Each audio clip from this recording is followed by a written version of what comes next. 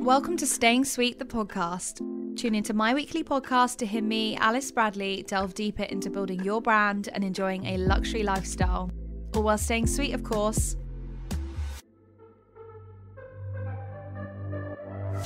Whether you're looking to level up in business, start something of your own, or balance a more exciting, fulfilling, and healthier lifestyle, each episode will be created especially to inspire and encourage your own success so you can really have it all.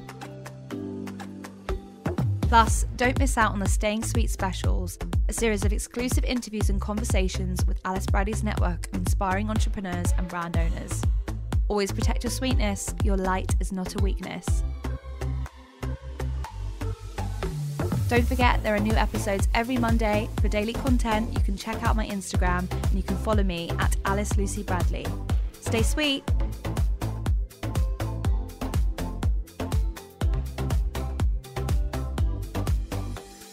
Hello guys, and welcome back to a brand new episode of Staying Sweet, the podcast. I am always starting the podcast like that. Why do I do that? I find it's a bit like my YouTube scripts. I start and I do this intro, and I think it's to actually just get my bearings with what I'm going to say. So I do apologise if I do sound like I'm saying the same sentence every single time I start this podcast. I feel like it's just like a safety net and a safety blanket for introing myself. So hey guys, welcome back to the podcast. I am feeling pretty good this week, despite physically not being that well. Mentally I'm feeling pretty good, and yeah, it's just been a really nice positive start to the week. I feel super productive, and I feel like I've got this real new lease of life with my creativity, getting myself back out there.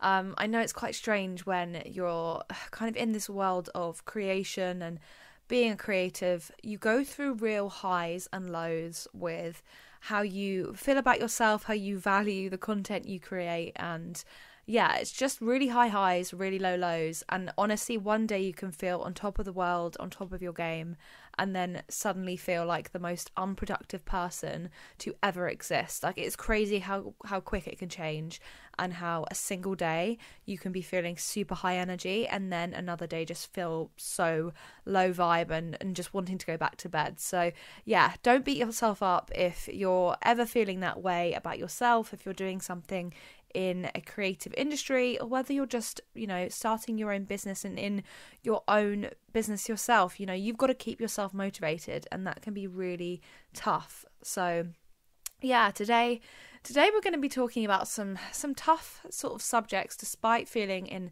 a really good mood, I feel ready to kind of open the box up and unpick a few things that sort of happened at the beginning of the year and really just knocked my whole confidence, and yeah, just made me completely factory reset, go into my shell. But I really do feel in a confident enough space to share it with the room and whoever is deciding to join and listen today.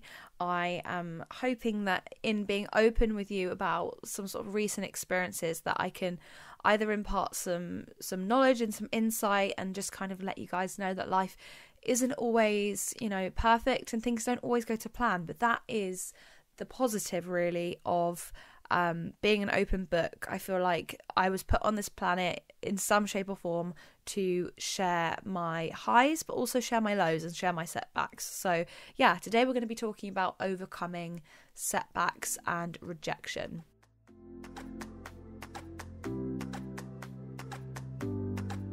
So first things first, let's talk about some updates for this week. And yeah, I just feel like the start of this week has been great. I think it's the weather that's really been impacting my mood, making me feel high vibrational and just in such a good sort of headspace. I've been at home and just been out in nature, lots of walks, lots of fresh air with friends, and just reflecting on a few things that I really want to get done this year, looking back at some bigger goals that I set for myself. Things are starting to really come into fruition slowly but surely. Sometimes those motions forwards, those small steps are going to, eventually become the bigger picture, and I think that's really exciting.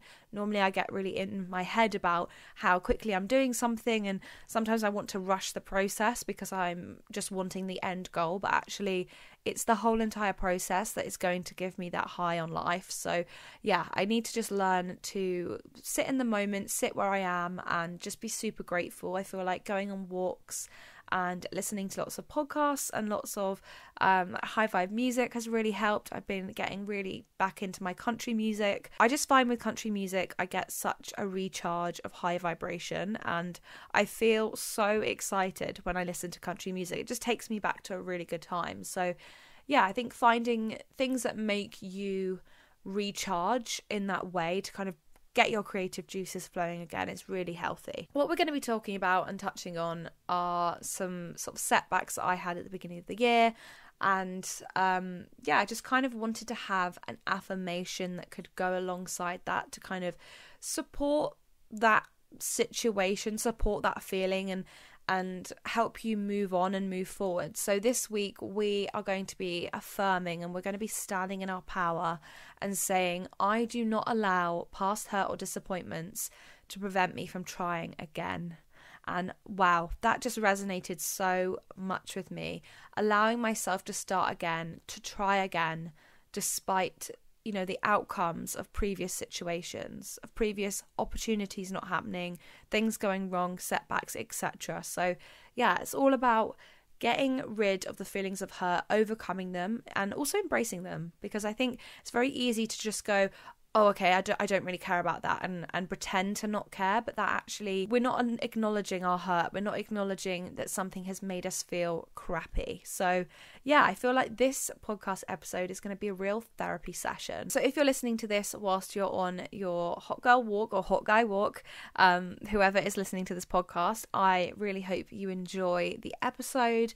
If you're sat working at your desk, I hope that your desk is clear, your mind is clear, that inbox is looking pretty clear, and you're ready to kind of dive in today. So firstly, let's start with the deep stuff and talk about the sort of recent experiences that I've had with failure and setbacks. Now, the topic that I am going to kind of really dive into today is something that I wasn't sure I really wanted to share, because I'm one of those people that's initially quite reluctant to share when things go wrong. I can kind of vibrationally feel that some people get highs off of that, and you really need to be aware of who you tell your sort of bad news to, because some people around you, or even sort of consuming and viewing your content, like something that I'm creating today, somebody could be listening to this and honestly getting such a high and a kick from the negativity and the impact it's had specifically on me. Or if you're sharing sort of negative or sort of sad news with someone, if somebody is getting a kind of strange high from that, then you really need to kind of think about how much they actually value you and how much they respect you. Because sharing bad news, you want to share to people that you can physically trust.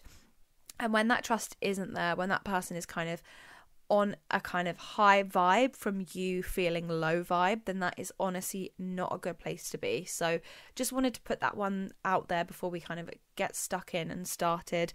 I feel very sort of confident in myself today to kind of talk about this subject. So if somebody is listening to this expecting to get high off of the situation, I don't think they are going to, because I feel very sort of set in myself, very confident, and yeah, I feel like I've done the work and had the time off to kind of get myself back feeling fighting fit and just sort of confident again with this industry. So we're going to be talking about my photography business. Now, for those of you who don't know, I am a photographer by trade in one of the sort of pockets of things that I do. I shoot predominantly fashion photography, and I have sort of dipped in and out of different styles of work, different photography. Now, when I was attending a press trip, now we're gonna dive in and go a few old years back, pre-pandemic, to 2019. It was about sort of end of November, early December 2019. I attended a press trip with a group of journalists, and I had my camera with me.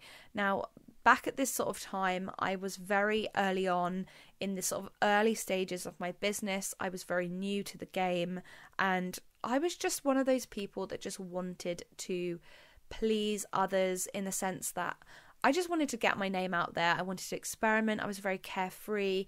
I wasn't thinking necessarily that there would be any repercussions from anything that I would go out and do. So I was on a press trip, and I was sort of focused on the sort of area that I was reviewing. I was in the Maldives, and I was reviewing a beautiful hotel there, which I'm not going to directly mention. I'm sure if you did enough digging, you could probably find the name of the hotel. Like, I'm not keeping it a secret, but I'd just rather not sort of disclose it directly. But I was staying in this hotel with a group of journalists, and there was a couple there at the time who were sort of in the sort of influencing, let's say, sphere of the industry, and they were there for their own sort of trip. And basically the boyfriend of the couple proposed to the girlfriend and asked his girlfriend to marry her. Now, at the time, there wasn't much sort of conversation about the sort of nitty-gritty elements of the whole occasion, but over dinner we kind of opened up with some of the people that worked at the hotel quite high up, and sort of disclosed that the couple didn't have necessarily a proper wedding photographer or an engagement photographer. Now, what ended up happening was the couple ended up having a wedding, almost like a shotgun wedding at the venue, and I, being the keen bean that I am, offered to take photos, and I just wanted to get experience. It was for no material gain whatsoever. I actually didn't even know that they were influencers at the time, and yeah, I just kind of wanted to use the opportunity, the beautiful location that is the Maldives. Now, this is sort of almost like a once in a lifetime, let's just go out and experiment with photography kind of situation. And didn't really think much of it. A few days sort of had passed, and the engagement had happened, and this shotgun wedding had happened, and I was basically given full permission to take some photos. Now, I wasn't sure kind of how the whole scenario was going to happen, but I ended up just having my camera on me whilst I was in the sea. Not literally whilst I was in the sea, but it was in my beach bag. I had it all there ready to go, and I knew that I could get across to the other side of the island very quickly. It was a short walk from where we were kind of having water sports for the afternoon, and I just said to some people working at the hotel that I would love to shoot photography. I'd be really keen to get my feelers out there and just see if it's something that I'd ever want to do. And with that permission, I kind of just assumed that I could do whatever I really needed to do. And luckily, I was given a sort of 20-minute window, which doesn't sound like a lot, but in the Maldives, honestly, you do not need that much time to get the shot. It's beautiful. And the bride and groom were having some photos on the beach in their wedding outfits with a small group of guests who I didn't know who specifically these people were. There were a couple other people taking photos, and there was a videographer there who weren't sort of majorly prominent in the sort of setting, but they were there. Now, as we all know, COVID hit and the pandemic happened, and I didn't really think much of these shots, guys. Like, I love the work that I produced. It really just was for me. I ended up sharing the photos with the groom, who loved the photos and wanted them for himself, and I was totally accepting of that. I was actually super excited that he even thought my work was good enough and that he liked my work. It was my first ever wedding shoot, and I was just going in completely blind. And yeah, I gave the photos to him, didn't think anything of it, sent him the raw files, did not have an issue at all. Now, I had already shared these photos on my photography portfolio on my website, which I'll pop everything in the description and the show notes if you guys want to do a little bit of looking around, or you just want to kind of understand the images behind this whole situation. And yeah, you can do your own digging. But basically, I had uploaded the images onto my photography website and on my photography page. Now, when you're in a pandemic and you've got nothing better to do with your time and no work coming in because you can't book clients, you kind of revisit old work and you look at work that you've already shot. For me, I used it as an opportunity to kind of brush up on my editing skills because, let's face it, guys, my editing was a shambles when I first started. And this is what you get when you're sort of learning and establishing your style. You experiment with weird edits. I had edited these images horribly and I just wanted to revisit it, give it a nice sort of fresh, more modern feel, make it more practical to kind of obtaining future clients. And I'd basically re-edited these shots, and it turned out to be last Christmas, the sort of 2-year anniversary? 2-year anniversary of me taking these images. So, what did your girl do? She posted them on her Instagram feed, and at first I got a little bit of sort of traction from people who followed me, nothing much else. It was pretty sort of low-key, was fine about that. It was just sharing it and repurposing the content that I was super proud of and sort of hoping to align myself with for 2022. And I just felt like it was this really momentous sort of point in my early career that I just wanted to kind of re-celebrate and talk about, and it was just a way to kind of share the content again. So I had done that and didn't really think much of it until a couple of days later when I received a comment. I woke up to a comment from a person. Again, I'm not going to be specific with names, or I'm not going to say anybody's name in this, so if you're coming for that sort of tea, you're not going to get it. But essentially what happened was a person who I believe works at the hotel that I stayed at. Now, this is where it gets a little bit sort of shady, had commented saying that the photos were not mine and that I was never at this wedding, that I'd never been to the Maldives before, and they were really confused how I obtained these images because I wasn't there, it wasn't my work apparently, and they don't know why I had posted it to my feed. Now, upon sort of initial sort of shock, I was confused because I was thinking, who is this person? I don't know who this person is or why they're messaging and commenting on my picture. A little bit of digging, I found out it was a person who was part of the team at the hotel that I was staying at, and they very much knew of my presence there because I had physical photos of them that I had taken and shot on my camera on my hard drive. Now, a few sort of lessons that I really want to impart in this long-winded story time is keep everything you ever produce on a hard drive. Never delete your RAWs. If you're a photographer, never delete your RAWs. Never delete your properties of any imagery you take, because it is evidence to prove that you own the IP. Unless you've sold it in another form for another reason and signed a contract and signed your IP away, there is no way that somebody can accuse you of stealing IP. If you literally physically hold the IP, if you've shot the picture, it is yours. And this is where things sort of exploded, and within minutes of this comment, I had received a barrage of messages. This person had tagged the other photographer who was there, claiming that the work wasn't mine and that it was, in fact, it must be his, because they had circulated a few other local photographers on the island and in the area. And within minutes, the floodgates had opened. This photographer, without even messaging me, without even asking me to prove that the photos were his and not mine, or vice versa, just proving that I owned the IP, he didn't even let me have that grace and even the respect to just speak to me like a normal human being. Instead, this person decided to post a screenshot of my photography page on his platform. Now, this person had a very large following, and you guys know what's sort of coming next. Within half an hour, I had hundreds more story posts reposting and regramming this guy's story. And this, I don't even want to go back to the history of my phone. I've obviously got evidence and screenshots, but he had accused me of being a fraud, of accusing me of not owning the images, that I had stolen them from somewhere, even though my work looked nothing like his work or anything he had ever published before.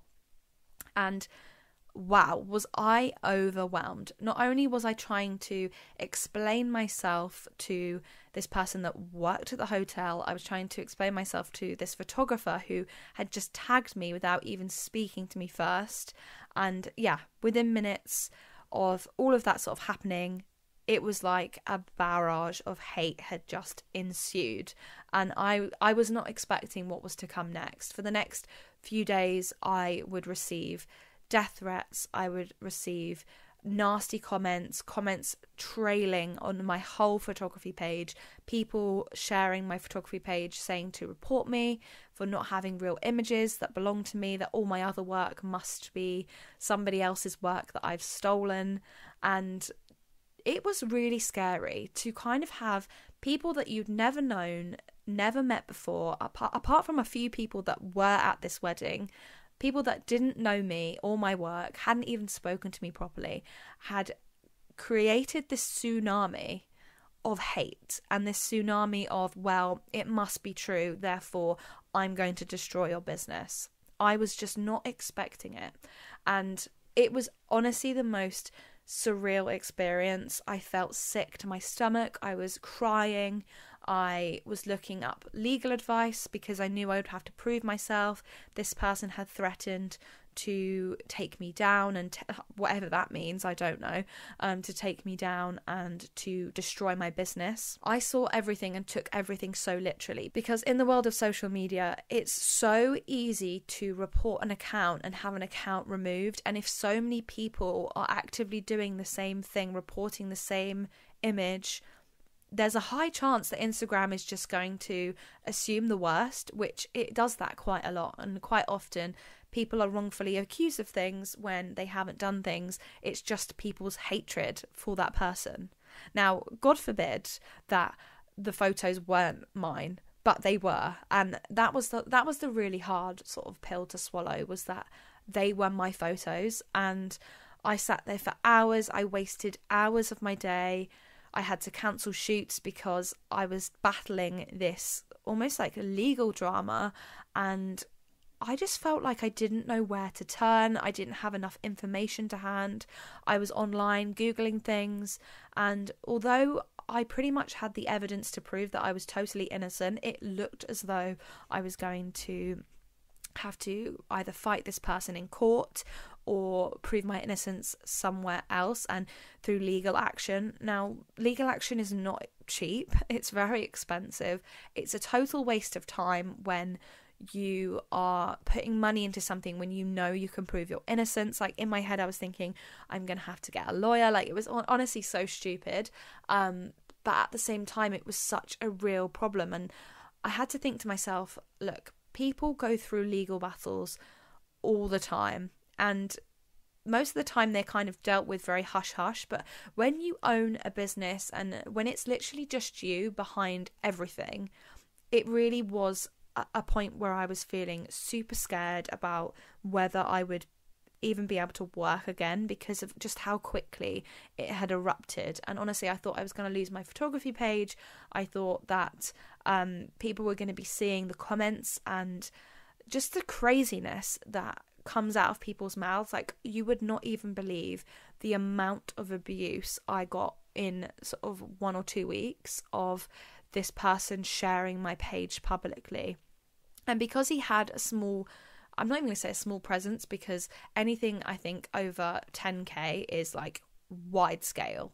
But this person had, we're in the double, triple digits here.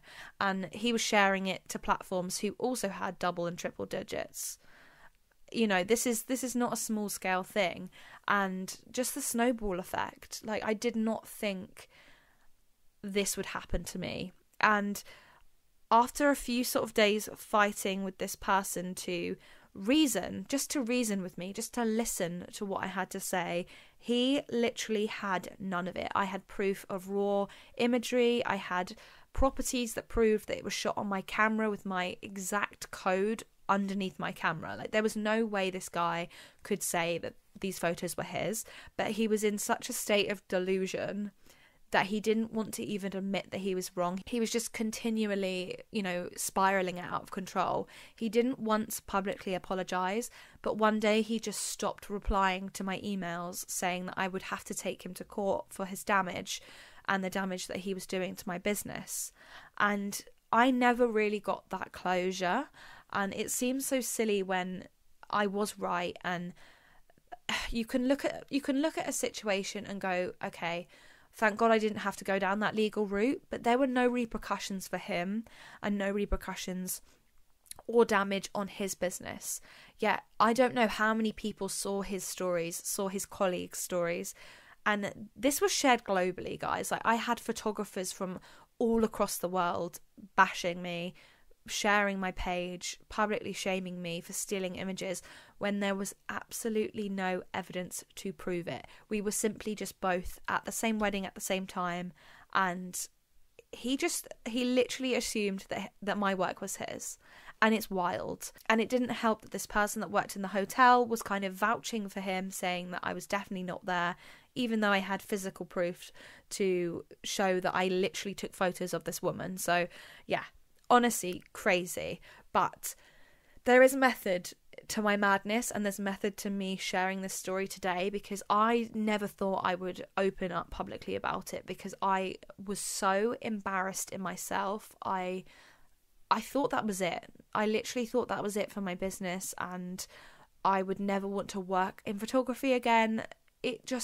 I don't know how to explain it, but in the most simplest of senses, it almost dimmed my entire shine. Like, I was fully depressed for the first sort of month of January. I didn't post on social media for a good 2 weeks on any account. I was scared to just open my phone. I didn't want to look at my phone, because this is what's so scary about social media. It doesn't just stop at the app. It literally comes into your space, and it comes into your whole being. And it was horrible. It was so toxic, and it really just made me devalue myself, devalue all the work that I've previously done. Since that work in 2019, like, I've done so much since then, and to have so much hate on something that I was so proud of, that even for the first, even just till recently, actually, I haven't been able to look at those photos and enjoy them. It's almost like I look at them and I feel sort of sick to my stomach. And it's crazy, because I have put off so much work. I have turned down so much work because of this sudden imposter syndrome, this sudden not feeling enough, because of this other person. Like, this other person had made me so small, made me feel so insignificant and just crap about the work that I'd done, that I didn't even want to exist in the photography industry anymore. Like, it was horrendous. And yeah, I feel like it took a real lot of time working on myself and working on how it made me feel, to actually understand that I need to move on from this, because it was hindering so much in my waking life. Like, I wasn't showing up to meetings, I was cancelling things because I didn't think I was worthy enough of getting the job.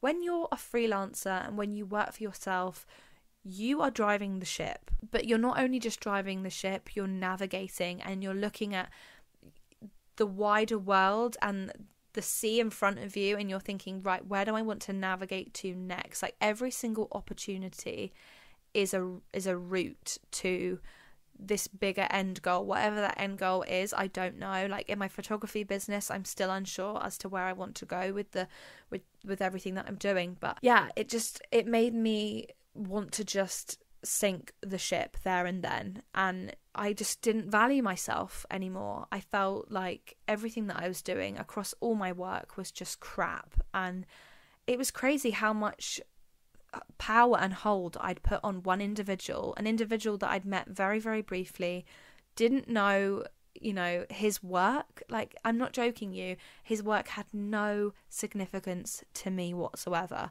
but for some reason my work had a significance to him and he wanted to claim it was his. So it was a really, really tough time. And I think when it has a real detrimental effect is when people wade in on things when they have no facts. And it's why I really, really hate cancel culture, and I will never actively participate in cancel culture, because I truly believe it is none of your damn business. If it doesn't directly affect you or impact you, don't get involved. Because there were people wading into something that I've never met or known in my life. They had no clue who I was. They'd just seen someone's friend of a friend of a friend share a story and make assumptions. And that gave them cause and gave them the validation to send me messages to kill myself and messages to harm myself, and that I'm a fake and a fraud and, you know, I'm this, that, the other. It was honestly the wildest experience. And for someone who was, you know, I had such high hopes for 2022, and luckily I have really, really knuckled down and I have steered the ship away from being shipwrecked. Like we are on course, guys. We are navigating north. We're doing well, considering the start to the year. And gosh, it was horrible. I honestly thought to myself, how can life get any more crap right now? Like, I feel so shit about everything that I've ever done. And yeah, it really took time off and re-navigating myself to get back to feeling confident again. And I think that's why I want to talk about overcoming setbacks and rejection and the darker side of failure, because people do not talk about it enough. We don't talk about failures like we do successes, and that's across everything that we do in life. And I'm using this recent situation as an example because it really did damage my whole belief in myself and my belief system. I'm now ironing out things that I didn't really want to have to iron out in the first place. I've had to do a lot of like inner healing and inner work to get past this fear of being not good enough to stand alone in an industry that is so savage sometimes, and it can be really tough. And I think that's why I just want to talk about it today and just share that failures and setbacks can be so crap in the moment, but my God, can they teach you so much about yourself. Honestly, I don't think I would have started the podcast when I did had I not had everything happen at the beginning of the year, because I was booked and busy. I had so much happening for the first couple of months of this year that had I not had that time off to kind of reset and realise a lot of things about what I wanted, I don't think I would have started the podcast in that sort of first 2 weeks of January. And now here we are. I'm on the 11th episode and I feel like the best version of myself showing up here today. And I just love sharing content on here. I absolutely love being present on this podcast. So there are reroutes in disguise sometimes. Like sometimes the horrible experiences we go through are actually leading us. They're nudging us so hard to the things that we actually want in life. So that's what we're going to talk about today. We're going to talk about acknowledging failure, acknowledging setbacks, looking at how it makes you feel. How did you react to that experience of failure? Because that's what you really need to look at. If it really does hurt you, then it's something that you're truly wanting in life, or it's something that you're truly passionate about. I think the reason I got so upset about my photography business was because actually I really valued those pictures that I took. I really thought I'd done such a great job. And it's funny because I've had conversations with my family about it, and something that my mum says a lot now when we're kind of reflecting on it, she says, well, take it as a compliment. This guy is a renowned photographer and he literally thought your work was his. Take it as the biggest ego boost ever. Like, let that be the ego boost. Let that show you that he actually feels threatened by the images that you've taken. Take it as that. And I think it's really motivated me in a new way. And it's like, do you know what? It's game time. I will show up. I will continue to do what I love to do, because why would I let somebody, particularly a man who I don't regard his work, I don't want to be or emulate him, I don't care what he thinks. Why am I letting him affect me 3 months down the line when I should be getting on with my own stuff, getting my own work together, building my business even bigger. That's what I should be focusing on. So we're going to talk about how you overcome rejection, and we're going to dive deep into it. So yeah, I feel like that's a very long introduction into the sort of situation that I've sort of had to navigate these past few months, but we're going to use it to deep dive and talk about rejection.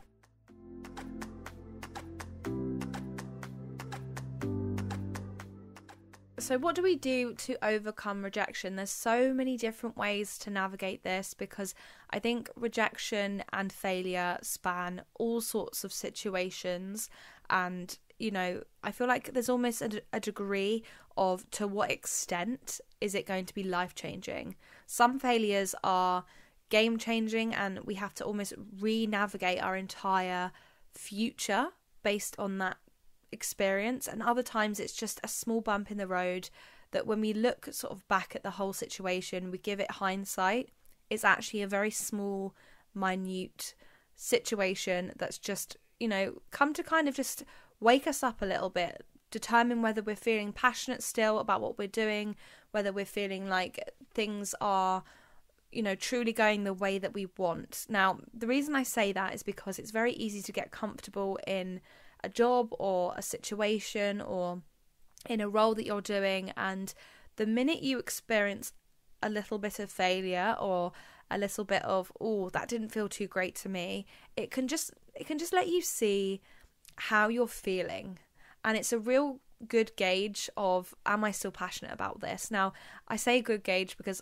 obviously failure and bad experiences aren't positive, but it's really how you overcome them and how you take a failure and turn it into a positive. Like, what can you draw from it that is a good thing? And that can be really hard to do, but I promise you there is a lesson in every single thing we go through in life.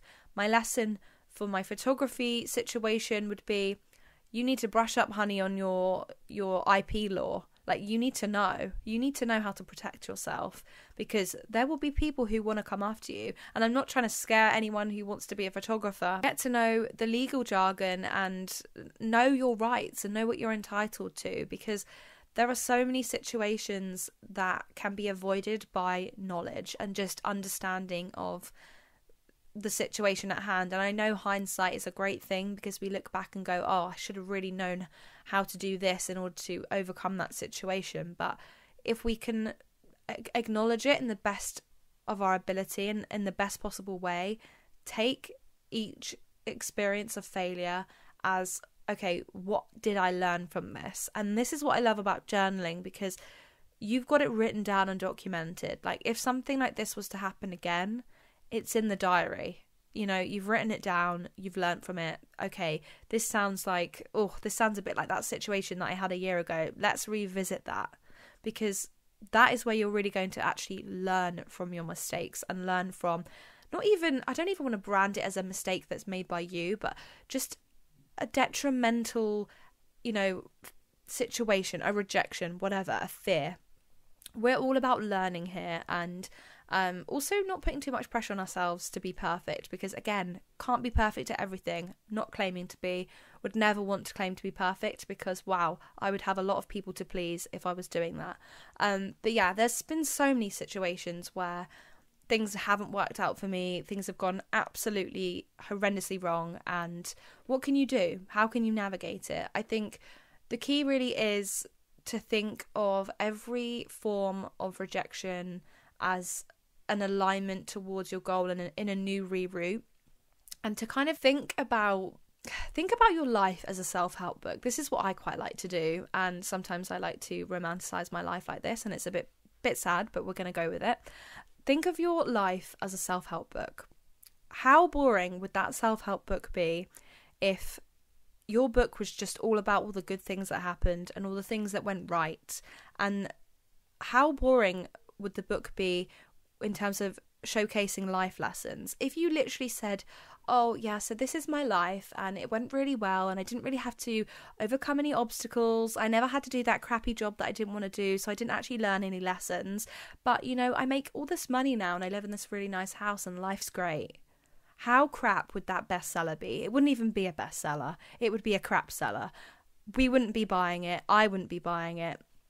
I think we have to really look at what we're actually learning from life. Like, we are being taught so many valuable lessons. Romanticize your life. Think of your life as a self-help book, guys, because there's only so much you can beat yourself up about a failure. But if you actually look at a failure as, okay, well, this is chapter 2. This is chapter 2 of my self-help book. This is what I learned in this era and this phase of my life. Like, accept it for what it is. Accept it and just embrace it. Don't see failure as you being any less valuable of a person or an asset to a company. You have the opportunity to showcase your value in a failure. And I think when you're going into things like job interviews, sometimes it's not good to talk about all the wins. Sometimes I find that when you're being given that sort of like curveball question that's like, how did you overcome failure? People answer really boringly because they're scared that if they say something that was like a crazy failure, that it's actually going to be a bad thing. But they wouldn't be asking you that question if they didn't see value in the answer that they were going to be kind of getting back from you. I think this is a really great opportunity to actually hold your hands up to something and say, well, this happened to me, but I felt this and this is how I reacted. And because I reacted in this way, it makes me an asset to your company. It makes me valuable because I was able to take this and turn it into this instead.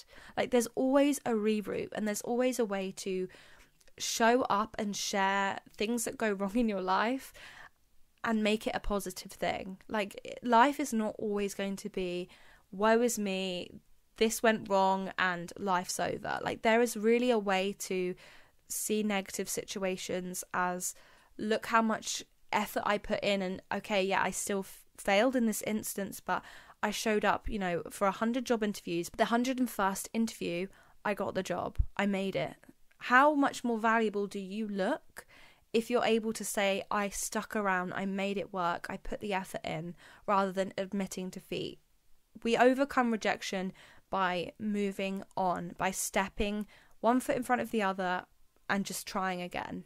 And that's something that I've really had to just rip the band-aid off. Like, there's no more playing small. I can't sit in my room and pretend like I don't want photography clients, because I do.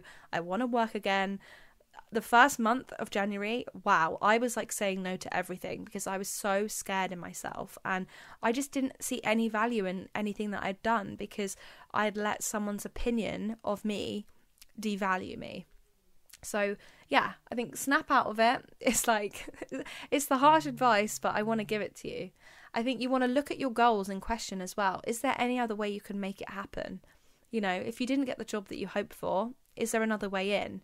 Can you attend an event that they're putting on? Can you contact them, you know, sort of directly on LinkedIn? Is there someone you can kind of get in with who might be able to give you, you know, some insider knowledge on how to get the job there?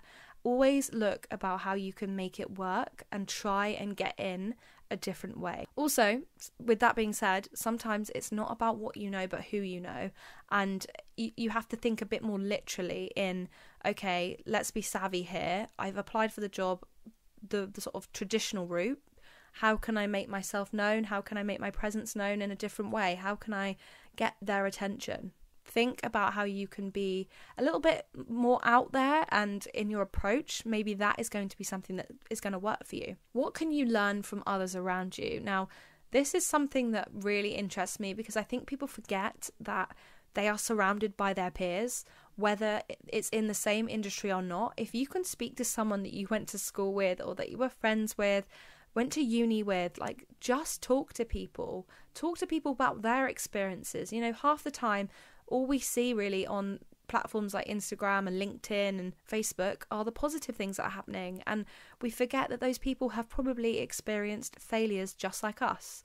Be real with them, kind of open up to them. And obviously at the beginning of the podcast, I spoke about be careful who you trust and be careful who you share negative information with. But to an extent, like, if it's somebody you can trust, like, be honest, like, share that information, because I don't think enough of us talk about the struggles that we experience and the things that go wrong in our lives. And I think it's really important to just embrace them and say, look, honey, oh gosh, sounds like something that happened to me a year ago. just be real and share that real experience. I also want you to think that if you're consistently hitting a roadblock with something, I don't want you to like admit defeat and just say, right, I failed. But I want you to look at, maybe you're putting this block in place for yourself because actually there's something else for you. And this is something that I was doing a lot of in lockdown, and it's funny because even if I applied today, I think I'd probably have the same sort of outcome. But I was applying for jobs that I didn't want to do, in sort of loosely within my industry, but I was applying. I had absolutely no interest whatsoever. I couldn't think of anything worse than doing these particular jobs. Yeah, I was just like, oh, might as well send my CV. The universe was literally saying to me, Alice, why on earth would you put half-assed energy out there when you know you're going to get a rejection because you know in your heart that it's not for you? And I think it was a bitter pill to swallow, but actually just getting those rejections made me realise, oh, do you know what? I really didn't want that job anyway. Why did I even bother? And I don't want you guys to think don't apply for jobs if you don't really want to do them. Sometimes you have to do that, unfortunately, but sometimes there are reasons behind the rejection because it's not for you. It is energetically not for you. And you can take from that what you like. I don't want you guys to think that I'm telling you can't achieve the goals that you purely desire, but you're not getting any sort of closer to them. I want you to really stick at it, but sometimes there are other doors that are wide open for you, and because you're so blindsided by what you think you want, you're not seeing what else is out there, and you're not actually giving yourself time to see those other routes in. So yeah, it's quite interesting, but that is kind of how I would be navigating failure, rejection, and just those horrible setbacks that make us feel like the world is crumbling around us. I promise you, so many people experience it, not enough people talk about it.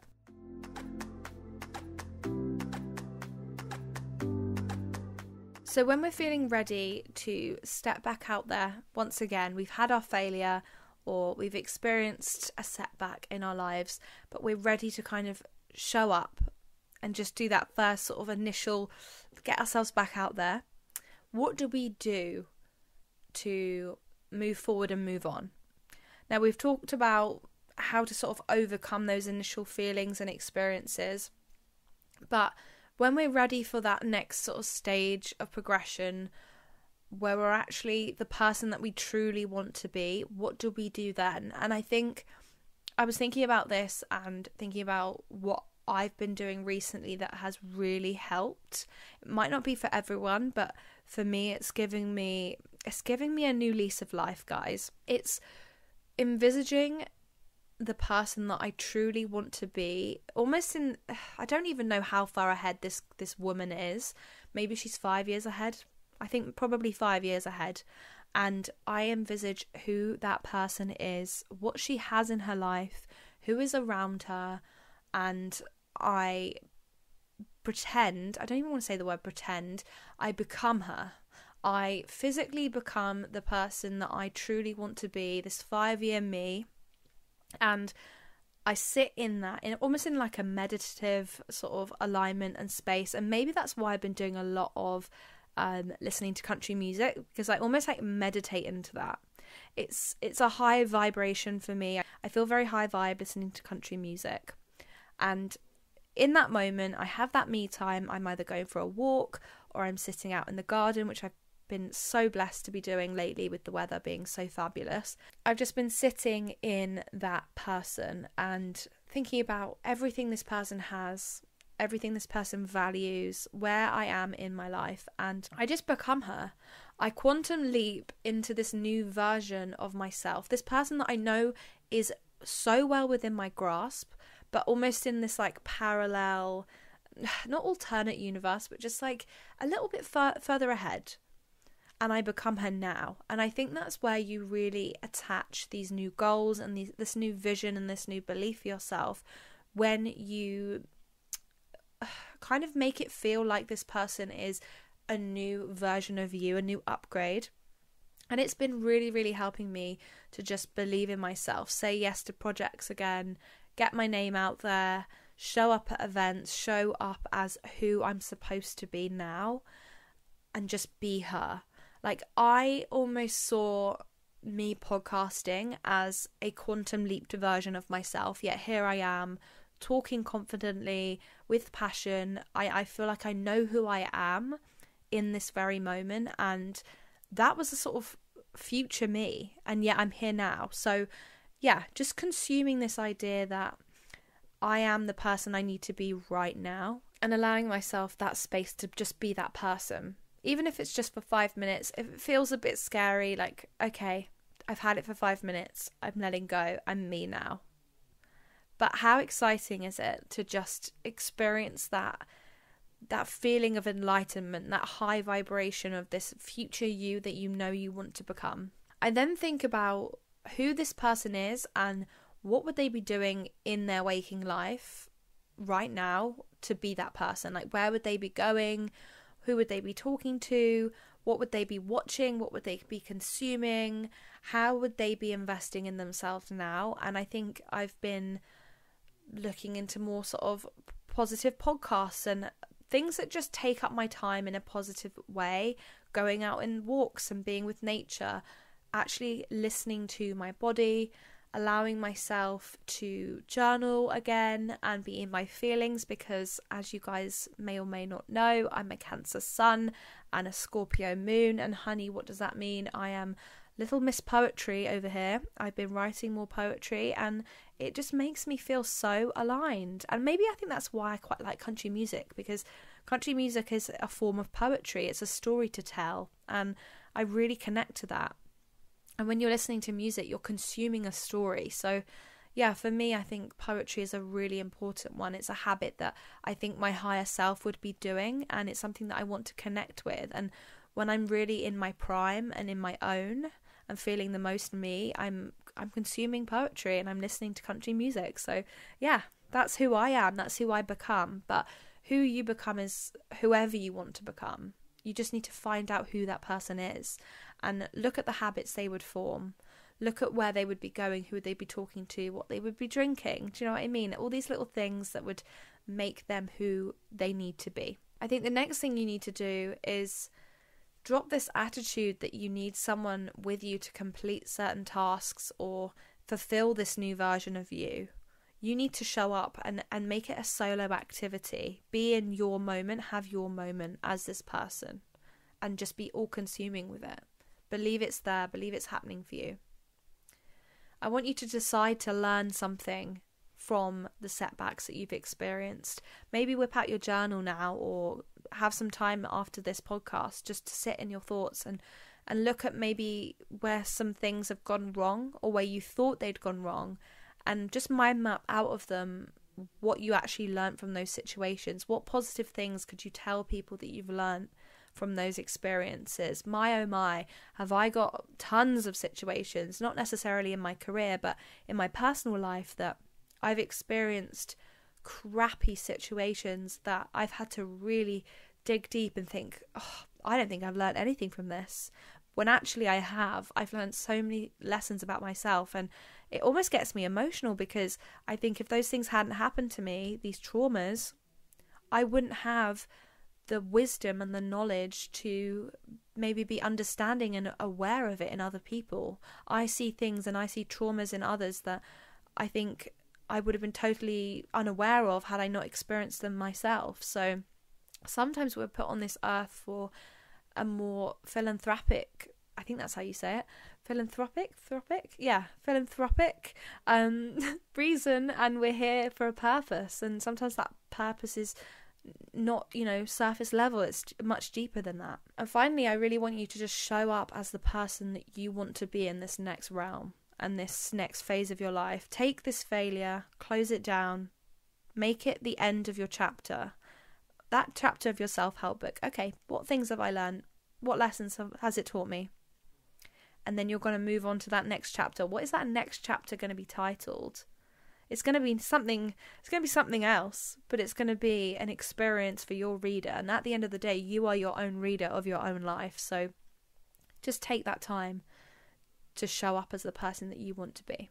And I guess I think my final thoughts, really, my final takeaways, if I was to kind of summarize this podcast, I would say, yeah, take that time around rejection to look at the bigger picture and actually where you want to be, where you think you want to be, because sometimes we are jaded by where we think we want to be versus where we are going. Can you take a different route to that same goal? Is there a different way in? Don't beat yourself up about what you haven't achieved or how you didn't make it happen, because there's no point in doing that, and it's just going to make you feel worse about the situation.